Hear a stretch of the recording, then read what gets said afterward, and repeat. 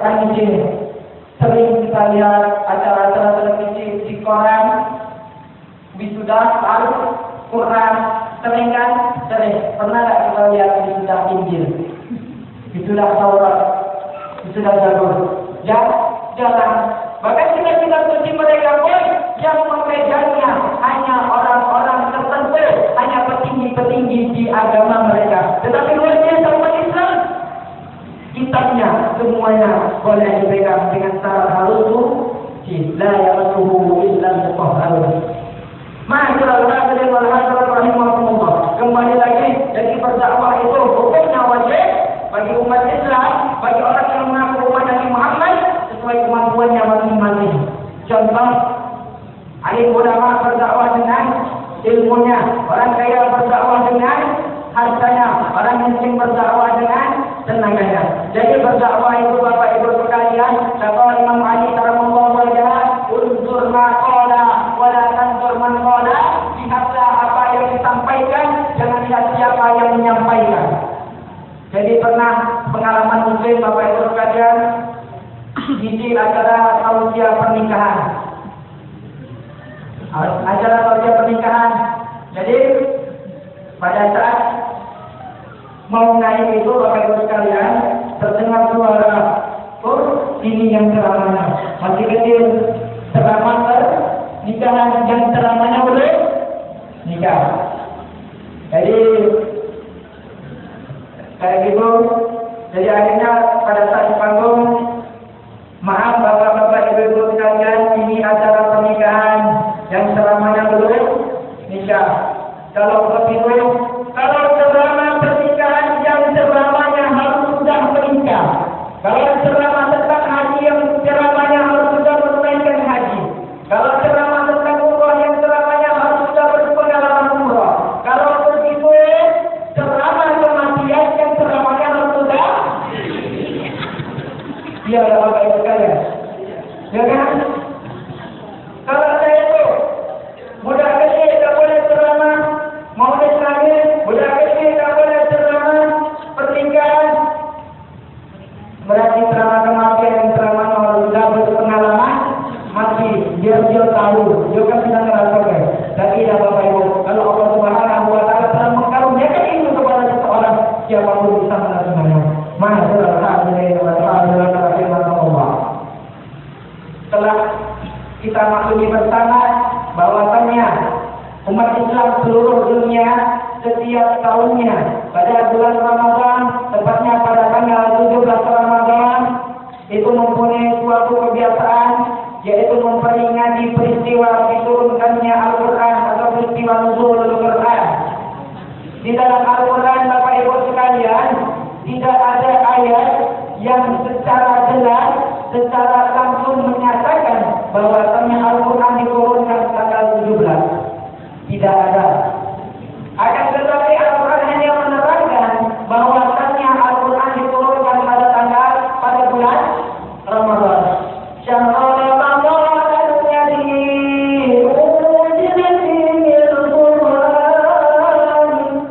Bulan Ramadan adalah bulan yang mana di dalamnya kami turunkan Al-Quran. Apa fungsinya? Hudan linnas, petunjuk bagi manusia. Wa bayyinatin minal huda. Inilah luar biasanya Al-Quran Bapak Ibu sekalian. Di dalamnya bukan hanya ada petunjuk, tetapi dilengkapi, diperjelas dengan penjelasan dari petunjuk-petunjuk itu tersebut. Wa bayyinatin minal huda wal furqan, dan pembeda antara yang hak dan yang batil. Jadi jelas dalam ayat tersebut bahwasanya Al-Quran diturunkan pada bulan Ramadan. Tetapi kita tahu dari mana bahwasanya Al-Quran diturunkan pada tanggal 17 Ramadan? Apakah kita mengikut-ikut hadis kemerdekaan untuk Al-Quran? Dan kita memperingati Al-Quran pada 17 Ramadan? Tidak. Diambil dari potongan ayat pada awal juz 10, kira-kira halaman 182. وَمَا أَنزَلْنَا عَلَى عَبْدِنَا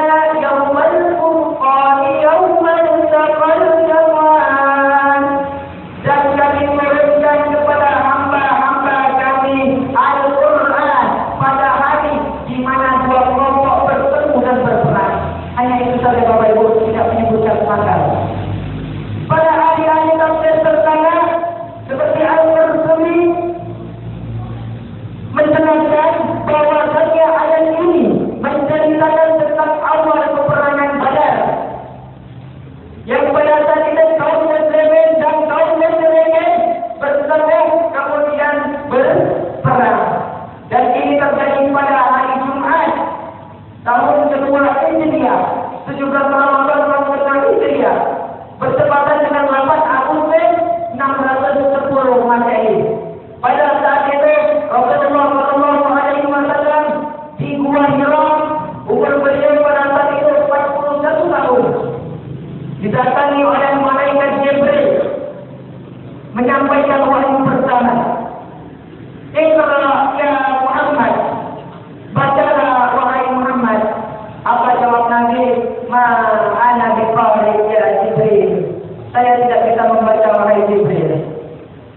Jadi pertamanya juga Rasulullah SAW saya tidak bisa membaca. Kemudian lagi perintah Jibril, Iqra ya Muhammad, baca wahai Muhammad. Ma ana biqari ya Jibril. Saya tidak bisa membaca wahai Jibril. Kemudian yang keempat barulah Iqra bismi rabbikal ladzi khalaq.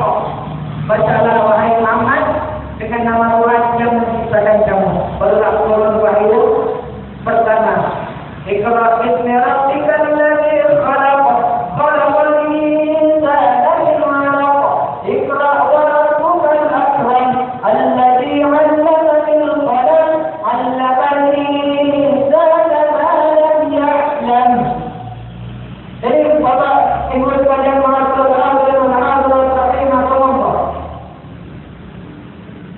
wahyu pertama yang diturunkan oleh Allah Subhanahu wa taala kepada Nabi Muhammad melalui perantara malaikat Jibril terjadi pada tanggal 17 Ramadan tahun kedua Hijriah. Dan alhamdulillah sampai sekarang umat Islam masih memperingatinya, masih ingat peristiwa luar biasa tersebut dengan setiap tahunnya mengadakan peringatan nuzul Quran seperti pada malam hari ini. Jadi pertanyaannya, mengapa Al-Quran itu diberikan kepada Nabi Muhammad, dibekali kepada Nabi Muhammad untuk disampaikan kepada umatnya? Agar apa Bapak Ibu sekalian? Jawabannya ada pada surah Rabbana atina fid dunya hasanah wa fil akhirati hasanah wa qina adzabannar. Agar manusia itu bahagia dan selamat, bukan hanya bahagia dan selamat di dunia, tetapi bahagia dan selamat di akhirat, wa qina adzabannar, dan agar manusia terlindungi dari api neraka. Ma'asyiral hadirin wal hadirat rahimakumullah. Jadi suatu pertanyaan, mengapa Al-Quran itu diturunkan ke muka bumi ini? Lebih-lebih diturunkan kepada umatnya Nabi Muhammad, bukan kepada umat-umat yang lain. Kemudian yang kedua, mengapa Al-Quran diturunkan pada tanggal 17 Ramadan, tidak pada tanggal 1 Ramadan, tidak pada tanggal 10 Ramadan, yang mana 10 pertama di bulan Ramadan ini merupakan rahmat. Mengapa tidak diturunkan pada hari-hari rahmat tersebut? Ada apa dengan tanggal 17 Ramadan? Ma'asyiral hadirin wal hadirat rahimakumullah. Inna hadzal Qur'ana yahdi lillati hiya aqwam wa yubashshirul mu'minina alladhina ya'maluna ash-shalihat anna lahum ajran kabira. Sesungguhnya Al-Quran ini memberikan petunjuk bagi suatu kaum dan memberikan kabar gembira bagi orang-orang mukmin, bagi orang-orang yang mengerjakan amal kebajikan, bahwasanya mereka mendapat pahala yang besar. Ya ayyuhan nasu qad ja'akum maw'izatun min rabbikum.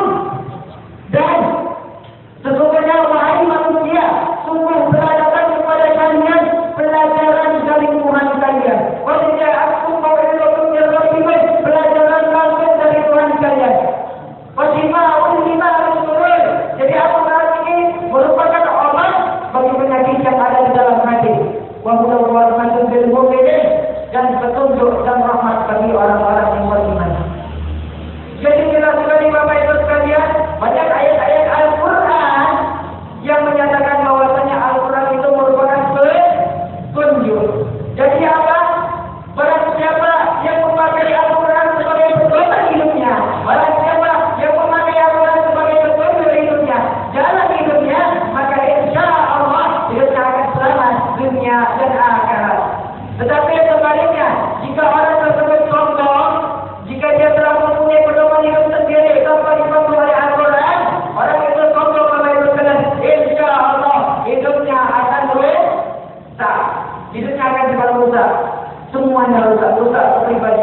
orangnya juga rusak dan lain-lain. Oleh karena itu, marilah kita ikuti Al-Quran. Mengapa? Karena kata Rasul, saya itu hanya meninggalkan dua kepada umat saya tidak meninggalkan dinar, saya tidak meninggalkan dirham.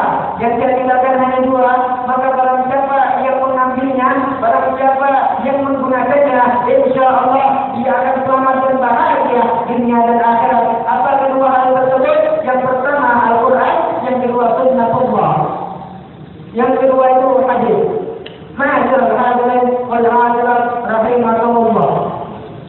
Jadi sangatlah jelas bahwasanya Al-Quran itu diturunkan kepada Nabi Muhammad. Nabi Muhammad yang mana